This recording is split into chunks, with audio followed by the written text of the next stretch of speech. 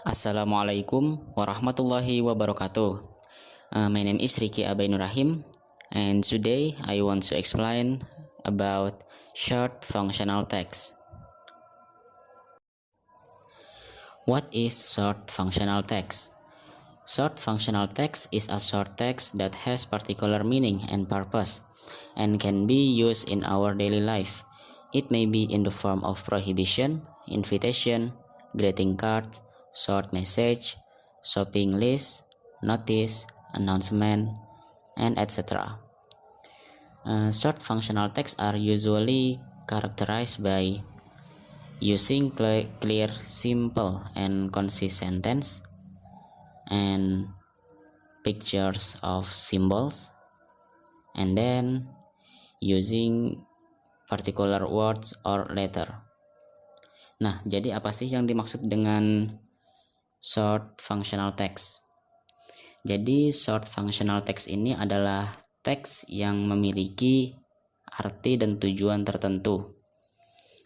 Biasanya short functional text ini kita gunakan dalam kehidupan sehari-hari.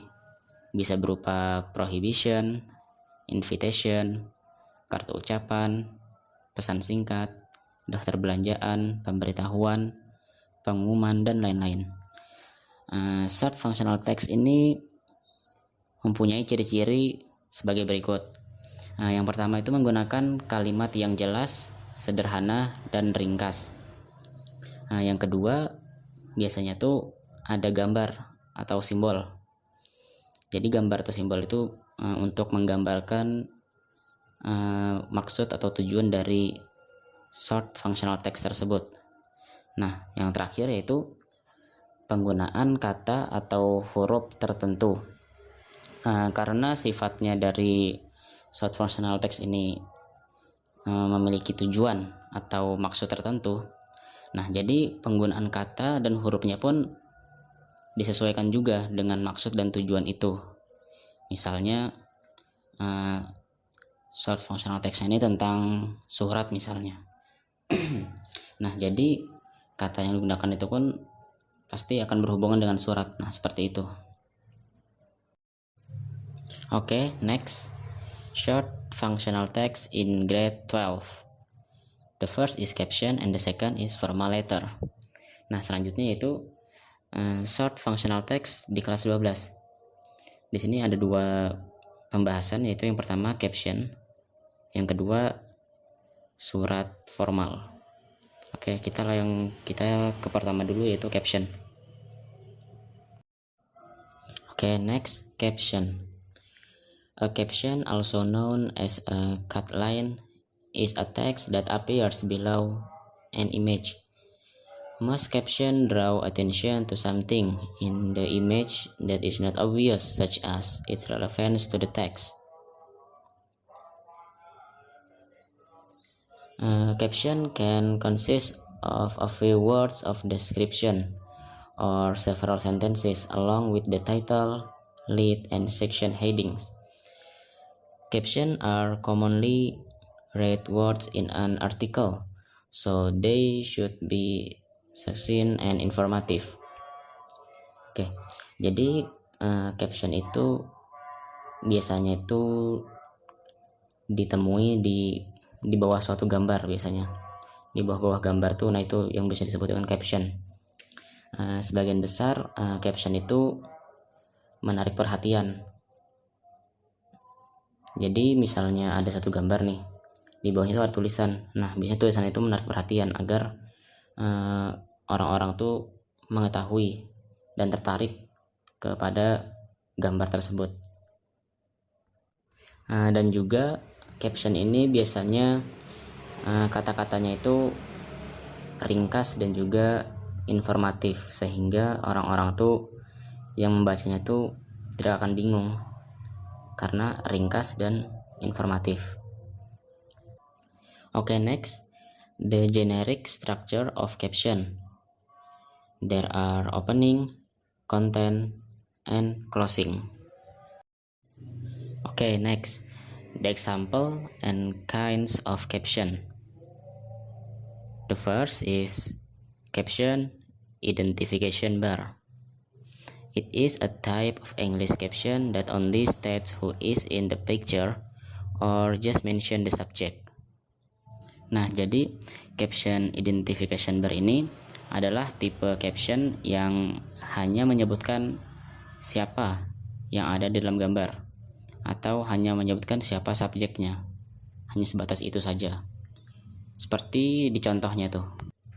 Nah, di dalam contohnya itu ada gambar seorang pesepak bola dan bunyi captionnya adalah Juventus Superstars. Cristiano Ronaldo celebrates after scoring in the Juventus versus Spezia match. Nah, jadi di caption itu disebutkan bahwa yang ada di dalam gambar itu adalah pesepak bola yang namanya Cristiano Ronaldo. Ia merupakan seorang superstar dari klub Juventus. Oke, next.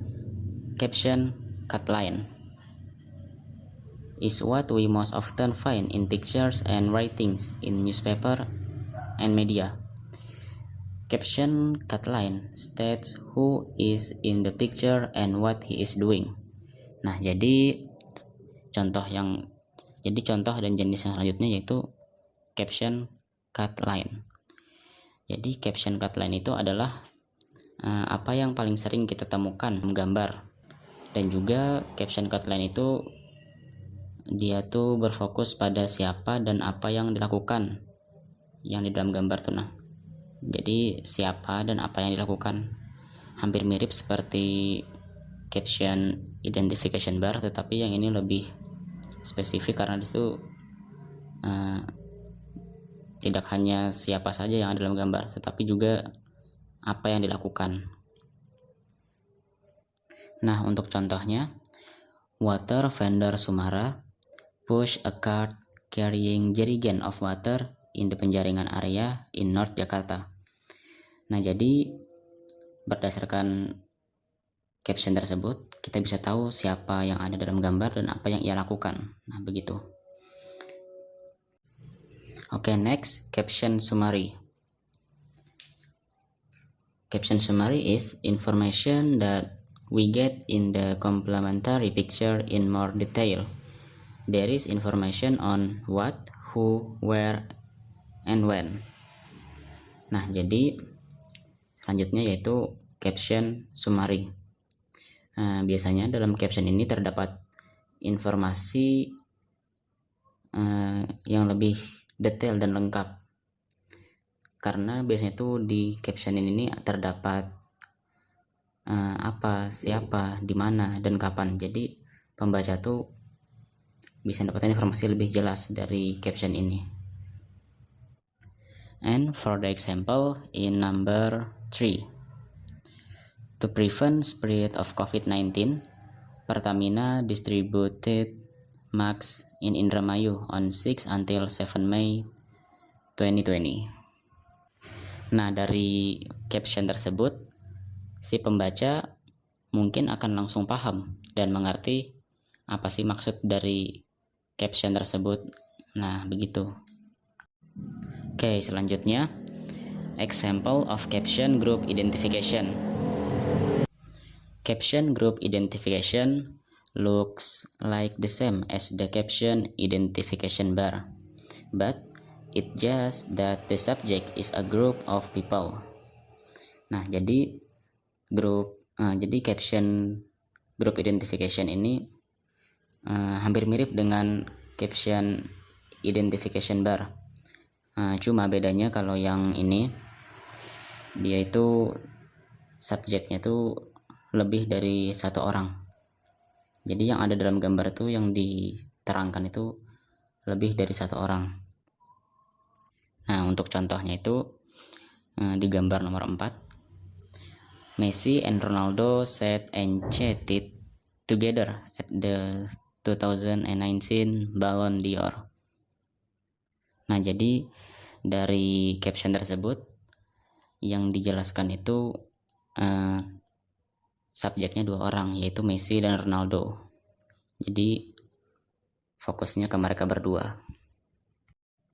Oke, the last is caption quote. Caption quote is often used to convey message indirectly. If it is accompanied by a picture that matches to the content of the word, the meaning will be even stronger. Nah, jadi mungkin caption quote ini adalah caption yang paling familiar sama kita. Karena mungkin kita sering membaca caption-caption quote dari beberapa tokoh terkenal atau membacanya di internet,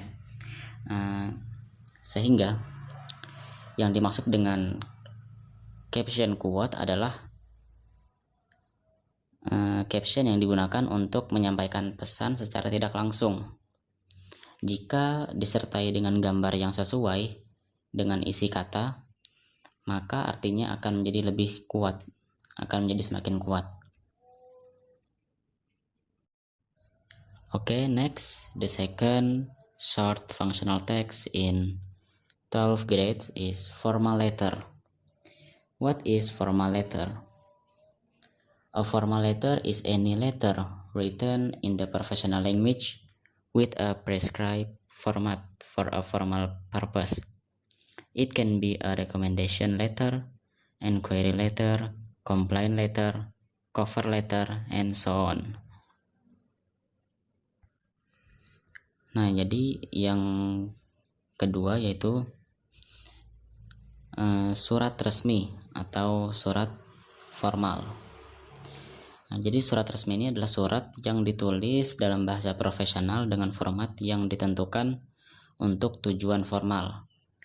Karena bentuknya itu formal, jadi biasanya suratnya itu berupa surat rekomendasi, surat pertanyaan, surat pengaduan, surat pengantar, dan lain sebagainya. Termasuk juga surat ketika kita ingin melamar kerja. Nah, itu juga termasuk surat resmi atau surat formal tadi. Okay, next, element of formal letter. There are 5 elements of formal letter. The first is heading. The header is on top of the letter. In the header, usually list company name, company contact, and company logo. And there is also a time marker that show when and where the letter was made. Nah, jadi yang elemen yang pertama yaitu header. Header itu biasanya terdapat di bagian paling atas dalam sebuah surat. Nah, di bagian header itu biasanya tertera nama perusahaan, kontak perusahaan, dan juga logo perusahaan. Dan juga jangan lupa di situ juga harus disertakan waktu untuk menunjukkan kapan dan di mana surat itu dibuat.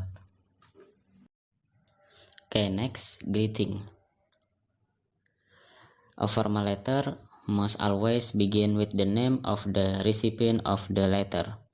Greetings that are used can variable depending on the recipient of the letter. Nah, jadi yang kedua, elemen yang kedua yaitu salam. Surat resmi harus selalu dimulai dengan nama penerima surat. Salam yang digunakan bisa bermacam-macam tergantung dari penerima surat. Nah, seperti misalnya nih, kita bisa menggunakan kata dear principal or dear principal maksudnya jika Anda mengetahui nama atau identitas lengkap penerima surat tersebut.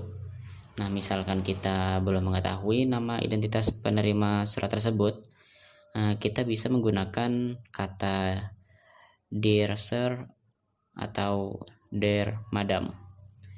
Nah, misalnya kita nih tahu bahwa penerima surat kita ini adalah seorang wanita, tapi kita nih yakin dia ini belum menikah, maka kita bisa menggunakan kata dear miss. Misalnya sudah menikah, kita bisa menggunakan kata dear mrs. Atau juga misalnya buat laki-laki nih, kita bisa menggunakan kata dear mister. Nah, jadi kita harus tahu penerima surat kita ini statusnya ini apa, jadi kita gak salah nih dalam menggunakan kata-kata tersebut. Okay, the next element is body of the letter. In a letter, there is definitely content that reveal what the meaning of the letter you write is. Usually, the content of the letter contain the reason why this letter was written, such as a reference, asking, apologizing, or even complaining about something. Nah, jadi elemen yang ketiga yaitu isi surat atau badan dari surat. Nah, biasanya itu dalam sebuah surat pasti ada konten yang mengungkapkan apa sih arti dari surat yang kita tulis nih, apa alasannya tuh. Nah, kita menulis surat tuh, alasan utama kita menulis surat itu apa. Nah, jadi harus jelas. Misalnya kita ingin meminta rujukan, atau ingin bertanya, atau meminta maaf, atau ingin mengeluhkan sesuatu. Nah, jadi harus jelas apa alasan kita menulis surat tersebut.